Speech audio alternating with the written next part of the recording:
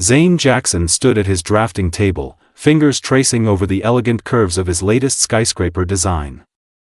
At 32, he'd already established himself as one of the most innovative architects at Westbrook and Associates. The morning light streamed through the floor-to-ceiling windows, illuminating the precision of his work. "Jackson, where's the Riverpoint proposal?" Raymond Westbrook's voice cut through the quiet concentration of the design floor. "Sent it to your email last night, sir." 3 hours before deadline, Zayne replied, straightening his navy tie. Raymond's eyes narrowed.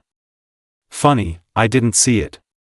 "I can forward it again," Zayne offered, reaching for his phone. "No need. Darren's concept was approved this morning." Zayne's jaw tightened. Darren Phillips had submitted a design that was, at best, conventional. Yet somehow, Darren's proposals always made it to clients, while Zayne's often disappeared in transit. Later, in the break room, Zayne overheard two colleagues. "How'd Jackson even get hired here?" one whispered. "Diversity quota, obviously," the other replied. "Not like he earned it." Zayne gripped his coffee cup tighter, the liquid sloshing dangerously close to the rim. 6 years of award-winning designs, a master's degree with honors, and still, to some, he was just a quota. He took a deep breath, straightened his shoulders, and walked back to his desk. This was just another day at Westbrook and Associates. 2 weeks later, Zayne found himself partnered with Marcus Wellington on the prestigious Horizon Tower project. The client, Future Tech Industries, wanted their headquarters to make a statement, innovative, sustainable, and unlike anything the city had seen. "Listen, Jackson," Marcus said during their first planning meeting, his voice carrying across the conference room. "I know you people like to get creative. But this is a serious client. We need practicality, not some tribal-inspired nonsense." The room fell silent. Zayne's pen paused mid-sketch. "What exactly do you mean by, you people, Marcus?" Zayne asked, his voice level despite the heat rising in his chest. Marcus smirked. "You know exactly what I mean. Just stick to the technical aspects. I'll handle the vision." Later that day, Zayne discovered Marcus had scheduled a client meeting without him. When confronted, Marcus shrugged. "Forgot to add you to the calendar invite." Simple mistake. It wasn't. And it wasn't the last mistake either. Files went missing. Zayne's access to project folders mysteriously glitched. His contributions appeared in presentations with Marcus's name attached. "You should report him," suggested Kira Chen, a fellow architect who'd witnessed the sabotage. "And look like I can't handle myself?" Zayne shook his head. "That's exactly what he wants." The following Monday, Zayne arrived to find his desk relocated to a cramped corner near the supply closet. On his monitor, a sticky note, "Better view for you here. Closer to the jungle." It wasn't signed, but it didn't need to be. The annual Westbrook and Associates Gala was held at the Grand Plaza Hotel, a building Zayne had helped design 3 years earlier. Crystal chandeliers cast a warm glow over the gathering of architects, clients, and city officials. Zayne adjusted his cufflinks, a gift from his grandfather who'd never had the opportunity to pursue his own architectural dreams. "And next, we'd like to present our concept for the Future Tech Horizon Tower," Raymond announced from the small stage. "Marcus Wellington has spearheaded this visionary project." Zayne nearly choked on his champagne. He watched in disbelief as Marcus proudly displayed the presentation slides featuring Zayne's revolutionary cantilevered garden concept, his sustainable water reclamation system, and his distinctive curved glass facade. "The inspiration came to me while studying ancient architectural principles," Marcus was saying, then reimagining them for tomorrow's world. Something snapped in Zayne. He set his glass down with enough force that nearby conversations paused. "That's my design," Zayne said, his voice carrying across the suddenly quiet room. "Every element you're presenting, Marcus. Every single one." Marcus's smile didn't falter. "Come on, Jackson. Don't make a scene. We all collaborate here. Collaborate? Zayne stepped forward. You relocated my desk, blocked my access to project files, and now you're presenting my work as your own. Zayne, Raymond whispered harshly, approaching him. Not here. Yes, here, Zayne insisted, turning to address the room. I've ignored the comments. The mistakes. The sticky notes about jungles. But I will not stand by while my work is stolen. Marcus's face darkened. You're making serious accusations, boy. The word hung in the air like poison. Boy? Zayne repeated, stepping closer.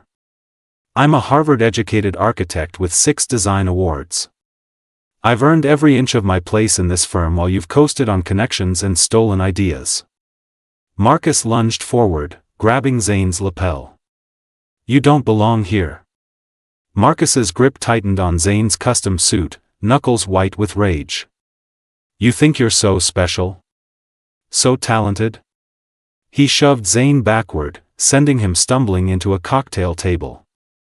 Glasses crashed to the floor, shattering like the pretense of civility in the room. Marcus, stop! Kira shouted, but her voice was drowned in the sudden chaos. Zayne regained his balance, hands raised. This isn't necessary. It became necessary when you couldn't accept your place, Marcus snarled, advancing again. His fist flew toward Zayne's face with unexpected speed. Zayne ducked, years of boxing training kicking in. The punch sailed over his head as he sidestepped, causing Marcus to stumble forward from his own momentum. The crowd gasped, forming a reluctant circle around them. I'm not fighting you, Marcus, Zayne declared, voice firm despite his racing heart. Marcus recovered, face contorted with fury. Too afraid? Or just know your place finally? He charged again, throwing a wild haymaker. This time, Zayne caught the man's arm, using Marcus's forward motion to redirect him into an elegant sidestep. Marcus crashed into a display of architectural models, sending miniature buildings tumbling like dominoes. Security! Raymond called frantically, but the hotel guards were slow to respond. Marcus grabbed a broken model stand, swinging it like a club. Zayne narrowly dodged, the metal edge grazing his cheek. A thin line of blood appeared beneath his eye. Enough! Zayne finally snapped, catching the stand mid-swing and wrenching it from Marcus's grip. In one fluid motion, he swept Marcus's legs, dropping the larger man to the floor with a controlled takedown. Pinning Marcus with one knee, Zayne leaned close. I belong exactly where my talent puts me. No more, no less. Security finally arrived, pulling them apart. The room fell silent except for Marcus's labored breathing and the click-click-click of phone cameras capturing everything.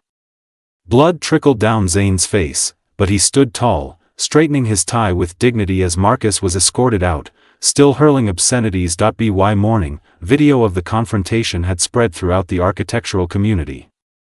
Zayne awoke to hundreds of messages, colleagues, former classmates, and even competitors expressing support. At 9 a.m. sharp, his phone rang. It was Eliza Torres, FutureTech's CEO. Mr. Jackson, I saw what happened. Those designs, they were extraordinary. Were they truly yours?